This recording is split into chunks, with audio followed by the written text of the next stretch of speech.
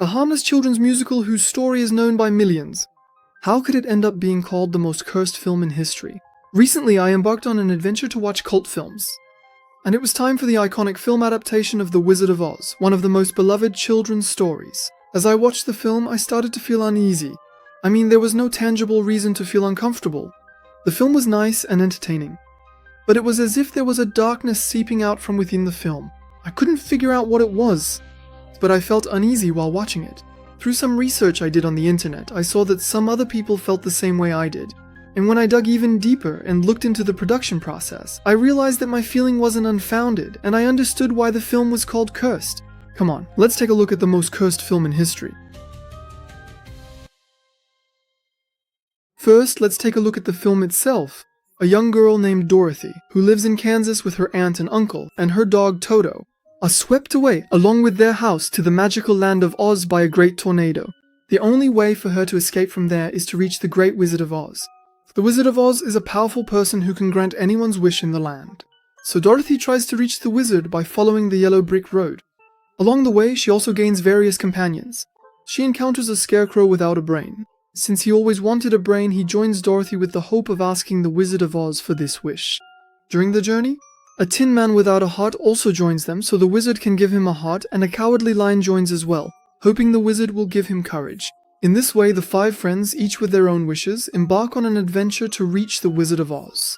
Of course, as in every story, in this one too, an evil witch tries to stop them. I won't reveal the rest of the story to avoid giving more spoilers, but it continues as a classic children's tale, and it ends. Now let's look at the truly dark side of this otherwise positive story, the things that happen behind the scenes. First, let's start with the new lighting technology used on set. The film was the first to achieve its look using the iconic Technicolor process of that era. This look refers to its unique, vibrant, saturated, and surreal color palette. Unlike today's digital colors, it's not realistic. It's a stylized coloring that looks more like a dream or a vivid painting.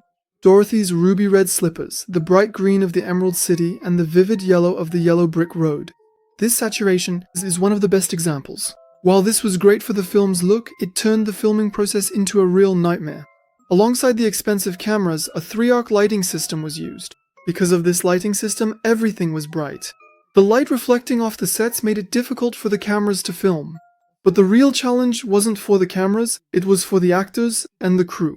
The temperature would get so high, it was impossible to stay inside. The temperature was constantly at 38 degrees and sometimes it even exceeded that. Filming while sweating in this heat was extremely difficult. Especially people wearing costumes for their roles were burning up, both because of the costumes and the lights. Even though they took breaks every few hours to air out the place, it still wasn't enough. Someone was constantly fainting from the heat. Almost everyone you see in the film went through certain dangers. Some even faced the risk of, death. Anyway, speaking of the heat, let's move on to our main 5. Let's take a look at what the first one experienced, the Cowardly Lion. Would you take a closer look at this costume? Isn't it incredibly realistic? Yes, it is realistic, because they used a real lion's pelt. They dressed the actor in the actual skin and fur, and since it was real fur, it weighed about 45 kilos. It was quite difficult to carry that on for hours. Because it was difficult to put on and take off the costume and to adjust the makeup, he wasn't allowed to remove the costume during meal breaks or other breaks. And what about the Tin Man? The Scarecrow too, and the Wicked Witch as well. Since the actor wore a 45-kilo real hide in a 38-degree environment, he would sweat excessively inside the costume. He even fainted 5 or 6 times from exhaustion. At night, they tried to dry it out for him. But since the leather never fully dried, each day he smelled even more sweaty. When the smell of sweat mixed with the smell of leather, it must have been a terrible situation, both for the actor and for those around him. The way I've described it must sound quite unfortunate to you. Unfortunately, the actor who played the cowardly patient was actually the luckiest person in the cast and the one who experienced the least trouble. You'll agree when you hear what happened to the others. Another character of ours is the Tin Man. The person you see here was actually not the original actor for the role. At first, Buddy Ebsen was chosen for the role. Everything was prepared and they started filming for the role. They used aluminum powder for his makeup. As the days went by, Buddy started to feel strange. He couldn't breathe comfortably and was waking up frequently at night. Finally, on the 9th day, he became seriously ill and was taken to the hospital. It turned out that the aluminum powder used in his makeup was actually a toxic substance when inhaled. When the man inhaled it, the powder filled his lungs. After experiencing severe cramps and shortness of breath, one of his lungs failed. He spent nearly 2 weeks in an oxygen tent and developed a lifelong illness. Afterwards, the production ignored the incident. They fired the man from the role and replaced him with Jack Haley. This time, to avoid making the same mistake, instead of aluminum powder, they used the paste instead of the powder. However, this too is a substance harmful to human health. The paste caused eye infections in Haley, and he was hospitalized. He even had to undergo surgery. No one in the main cast was spared. The latex worn by our Scarecrow character. The mask would stay on his face for 16 hours a day. Since the production was made in the 1930s, actors weren't valued as much as they are today. They were treated like trash by the big production companies. The makeup process for this Scarecrow character was also very lengthy. It would take about 1 to 2 hours. Because of this, it could only be removed when he was sleeping. As a result, the mold of the mask left permanent marks on the actor's skin. The small spots on the corners of his mouth and on his chin remained on his face until his death. Our main villain, the Wicked Witch of the West. Again, there were problems with her makeup as well. The green paint was toxic due to its copper content. It was forbidden for her to eat or drink anything while wearing the mask. She would go hungry and thirsty for long hours. And that's not the only thing that happened to our actress. In the scenes she was in, special effects were used for entrances and exits. Smoke and fire would come from the ground. Again, during one of these entrances, the actress's cape caught fire because of a secret hatch that didn't open in time. Suddenly, trapped in the flames, the woman's face and hand were seriously burned.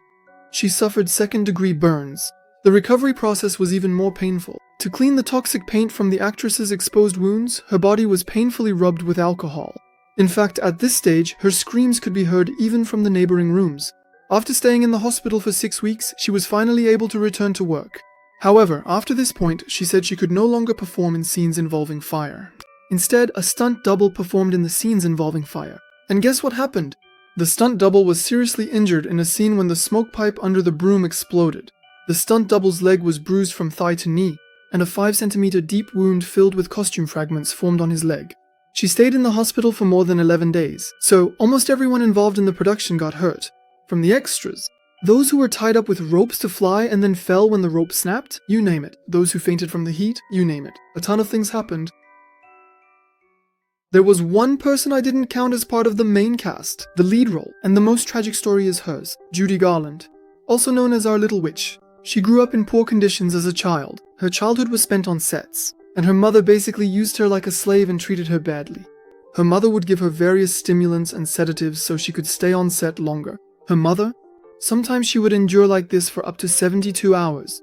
Then she was forcibly given sleeping pills so she could sleep. But things got even worse when she met the producer of The Wizard of Oz. When she came into contact with the MGM studio, things deteriorated further. At the age of 13, she was harassed by various producers at the studio. She was constantly pushed around and mistreated. When she got this role at 16, she was happy. She was going to be the lead. She was going to be important. But things still didn't get better. Even though the directors chose her, they constantly verbally abused her. They called her the little fat pig with a ponytail. Because she was going to play an 11-year-old girl.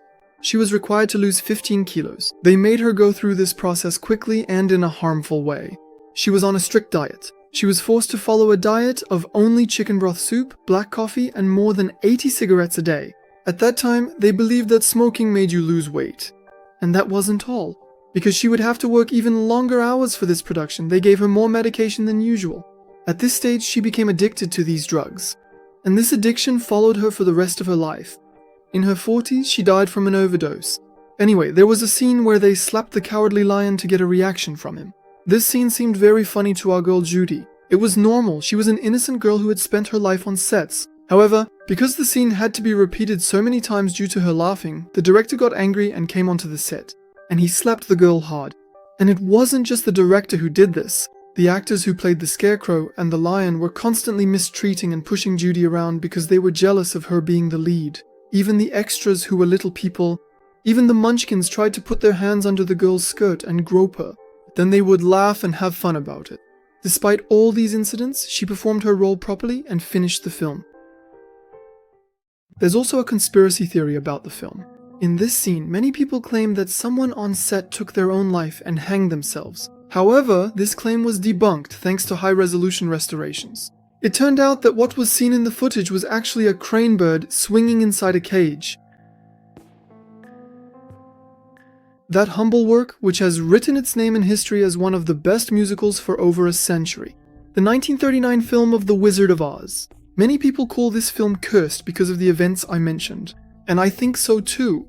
It had an ominous production process, with countless injuries, cases of harassment, and the beginning of an addiction that led to a person's death. Maybe many of you have watched the film but didn't know it had such a background.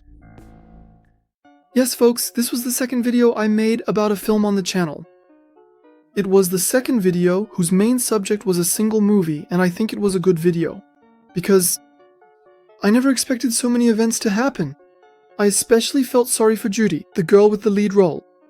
We didn't happen to the girl, she's fine. And by the way, as I didn't mention, about 5 directors changed while making this movie. One of them was the man who slapped Judy. I think his name was Fleming. The others changed for various reasons, and in total there were 5 directors. If a movie goes through that many directors, it usually ends up a mess. Still, this movie wasn't that much of a mess. It became a cult classic. But in my opinion, whether it's because of its scary, disturbing nature or just because it's too much, I can't really say I liked it just because it contains a lot of musical elements. At least not for this film. But you can watch it yourself if you want. After all, it's a cult production. If it comes up in conversation, you can mention what we've talked about in this video, and that would be nice. Anyway guys, it would be great if you liked the video and leave a comment. Lately the rankings and interactions have been dropping a bit. It would also be nice if you could hype it up a bit. Alright then everyone, until the next video. Goodbye. Mom? Mom! I'm going to film for 2 minutes. Can you turn it off? Okay, if they don't actually wear their clothes, just go ahead and throw those clothes in the bathroom, okay? Just do that.